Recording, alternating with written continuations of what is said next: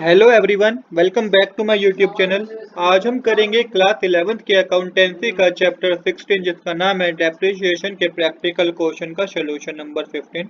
Question number 15 मैंने already note कर रखा है। क्वेश्चन नंबर 15 हमें कह रहा है Ashoka limited bought a machinery on 1st April 2010 for rupees 2,40,000 and spent 4,000 on it's carriage and 6,000 towards it's installation cost. On 1st July 2011, it purchased a second-hand machinery for rupees 75,000 and spent 25,000 on its overhauling. On 1st January 2013, it decided to sell the machinery bought on 1st April 2010 at the loss of 20,000. It bought another machinery on the same date for rupees 40,000. Company decided to charge depreciation at the rate 15% per annum on written down value method. Prepare machinery account for 3 years. Books are closed each year on 31 मार्च।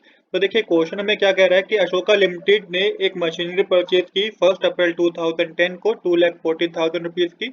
उस पे 4,000 रुपए carriage पे खर्च हो गए और 6,000 रुपए उसके इंस्टॉलेशन पे खर्च हो गए कंपनी के। तो टोटल 2,50,000 की हमें मशीनरी पड़ी। कौन सी? 1st अप्रैल 2020 को हमारा जो परचेज प्राइस होगा मशीनरी का वो 2,50,000 रुपीज होगा।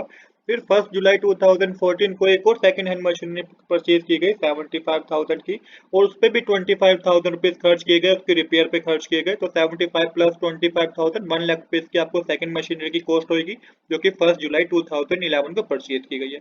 अब हुआ क्या कि 1st जनवरी 2013 को क्या किया गया? क्या ये गया कि जो 1st अप्रैल 2010 को मशीनरी परचेज की गई ना, उसको बेच दिया गया, और बेचते वक्त लॉस कितना हो गया? 20,000 को लॉस हो गया। तो यहाँ पे आपको सेल्स वैल्यू पता करनी है, और साथ ही बता रखा है कि जिस दिन पहली मशीनरी को बेचा गया उसी दिन एक और नई मशीनरी परचेज की गई 40,000 रुपए की। डेप्रिसिएशन बता रखा है 15% पर एनम है। रिटर्न डाउन वैल्यू मेथड का आपको यूज करना है, और 3 साल के लिए आपको डेप्रिसिएशन अकाउंट बना के दिखाना, आपको मशीनरी अकाउंट बना के दिखाना है। चलिए अब बिना देरी के शुरू करते हैं अपने आज के सॉल्यूशन को। तो फॉर्मेट इस तरीके का होगा मशीनरी अकाउंट का।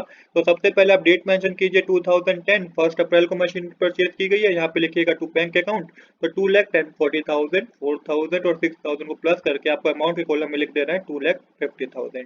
इसके बाद यहाँ पे आपको डेट चेंज कर ईयर चेंज करना है, 2011 आ जाएगा। यहाँ पे 31 मार्च आ जाएगा। यहाँ पे पूरे साल का आपको डेप्रिसिएशन लगाना है 2,50,000 पे। तो यहाँ पे मेंशन कीजिएगा बाय डेप्रिसिएशन अकाउंट, और 2,50,000 पे आप 15% जब आप कैलकुलेट करेंगे तो ये आपके पास 37,500 आएगा। इसके बाद 31 मार्च लेके मेंशन कीजिएगा बाय बैलेंस कैरी डाउन। 37,500 को 2,50,000 में से माइनस करेंगे तो ये आपके पास 2,12,500 आएगा। तो यहाँ पे हमारी डेबिट साइड और क्रेडिट साइड दोनों इक्वल आ जाएगी। 2,50,000 डेबिट साइड आ जाएगा और 2,50,000 ही हमारा क्रेडिट साइड आ जाएगा।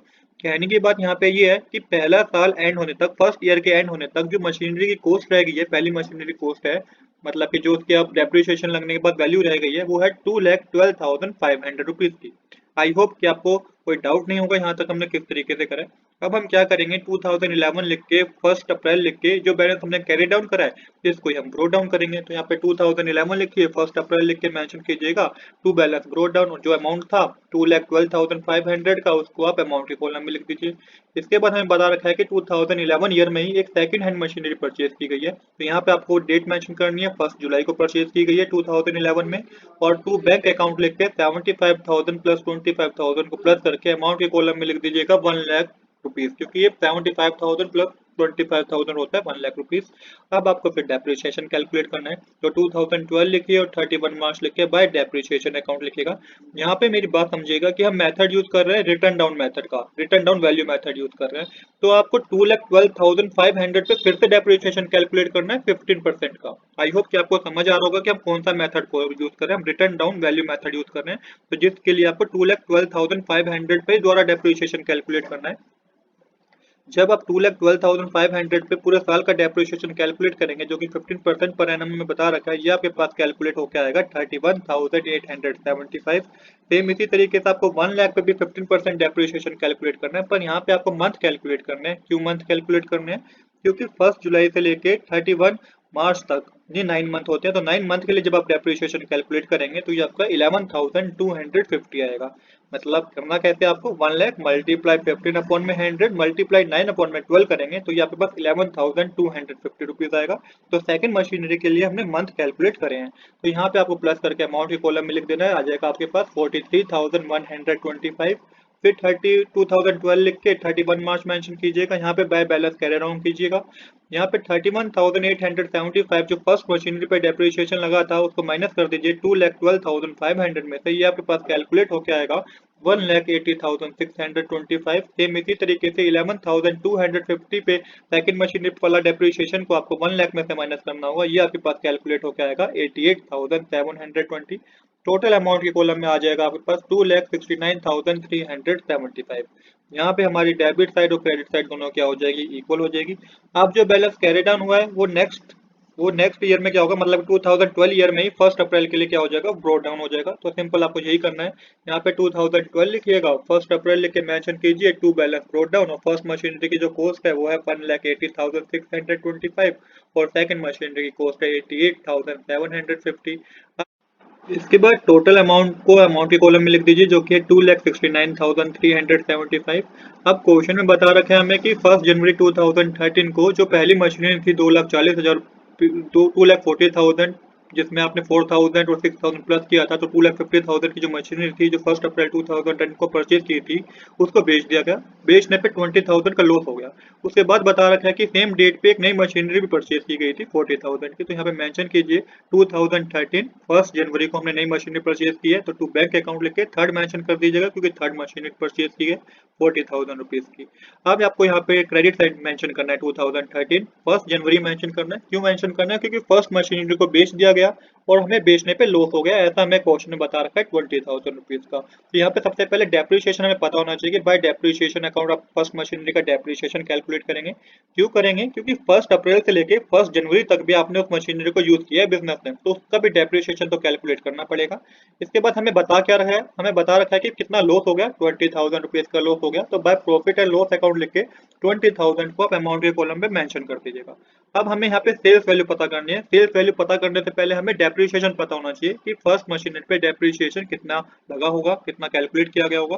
तो हमें डेप्रिसिएशन 1,80,625 पे कैलकुलेट करना है, 15% कैलकुलेट करना है, पर हाँ मंथ जरूर कैलकुलेट करना है हमने। तो 1 अप्रैल से लेके 1 जनवरी तक कितने मंथ होते हैं उसके बेसिस पे आपको क्या करना है, आपको कैलकुलेट करना है डेप्रिसिएशन। चलिए इसकी कैलकुलेशन को एक बार देख लेते हैं। तो देखिए वैल्यू जो है मशीनरी की 1 अप्रैल 2012 तक 1,80,625 है। ये 1 अप्रैल 2012 तक आपको वैल्यू बता रखी है मशीनरी की, अभी भी कॉस्ट इतनी है। अब डेप्रिसिएशन हमने कितना कैलकुलेट करना है, डेप्रिसिएशन हमने 9 मंथ के लिए कैलकुलेट करना है। कितने मंथ के लिए कैलकुलेट करना है, 9 मंथ के लिए डेप्रिसिएशन कैलकुलेट करना है। जब आप 1,80,625 मल्टीप्लाई 15 अपॉन में 100 मल्टीप्लाई 9/12 करेंगे तो ये आपके पास 20,320 आएगा। इसके बाद आपको जब ये माइनस करेंगे तो आपको एक्चुअल में कॉस्ट पता चलेगी कि जो मशीनरी की वैल्यू है 1 जनवरी 2013 तक वो है 1,60,305। तो मशीनरी की अभी भी वैल्यू 1,60,305 रुपीज है। अब क्वेश्चन में ये बता रखा था कि 20,000 लॉस में बेच दिया गया, तो लेस कीजिए लॉस ऑन सेल 20,000 का, तो कितने में बेचा गया होगा, तो सेल्स वैल्यू आपकी पता चल जाएगी। जब हम 20,000 को माइनस करेंगे तो 1,40,305 की सेल्स वैल्यू है। आई होप आपको समझ में आया होगा कि सेल्स वैल्यू किस तरीके से हमने कैलकुलेट किया। अब आपको बाय डेप्रिसिएशन अकाउंट में डेप्रिसिएशन लिख दीजिए 20,325 जो कि हमने ऑलरेडी कैलकुलेट किया है। इसके बाद सेम आप यहाँ पे लिखिएगा by bank account. By bank account में आपको वो अमाउंट लिखा है जितने पे बेची गई है, जितने में मशीनरी को सेल किया गया है, तो वो 1,40,305 है। तो 1,40,305 को आप क्रेडिट साइड मेंशन कीजिएगा बाय बैंक अकाउंट में। अब यहाँ पे हमारे फर्स्ट मशीनरी का काम खत्म हो गया। अब आपको सेकंड और थर्ड मशीनरी पे डेप्रिसिएशन कैलकुलेट करना है। अब यहाँ पे हमें क्या करना है, हमें अब सेकंड और थर्ड मशीनरी का डेप्रिसिएशन कैलकुलेट करना है। तो डेट मेंशन कीजिएगा 31 मार्च बाय डेप्रिसिएशन अकाउंट। अब आपको सेकंड मशीनरी पे पूरे साल का डेप्रिसिएशन कैलकुलेट करना है। तो 88,750 मल्टीप्लाई 15 अपॉन में 100 जब आप करेंगे तो यहाँ पे पूरे साल का डेप्रिसिएशन जो कैलकुलेट होगा वो होगा 13,313। अगर आपका डेप्रिसिएशन कैलकुलेट करते वक्त डेसिमल में आपका आंसर आता है तो आपको इसको राउंड ऑफ करना होगा। तो यहाँ पे डेसिमल में आ रहा था तो मैंने इसको राउंड ऑफ करके 313 लिख दिया। सेम इसी तरीके से आपको 40,000 पे डेप्रिसिएशन कैलकुलेट करना है जो कि 3 मंथ के लिए कैलकुलेट होगा। क्यों 3 मंथ के लिए होगा, क्योंकि 1 जनवरी से 31 मार्च तक 3 मंथ ही होते हैं। तो 3 मंथ पे जब आप कैलकुलेट करेंगे डेप्रिसिएशन 15% तो ये आपका 1500 आएगा। प्लस करके आप मेंशन कर दीजिएगा 14,813 रुपीज। इन दोनों को प्लस करेंगे तो 14,813 रुपीज आएगा। फिर 31 मार्च लिख के बाय बैलेंस कैरी डाउन कीजिएगा।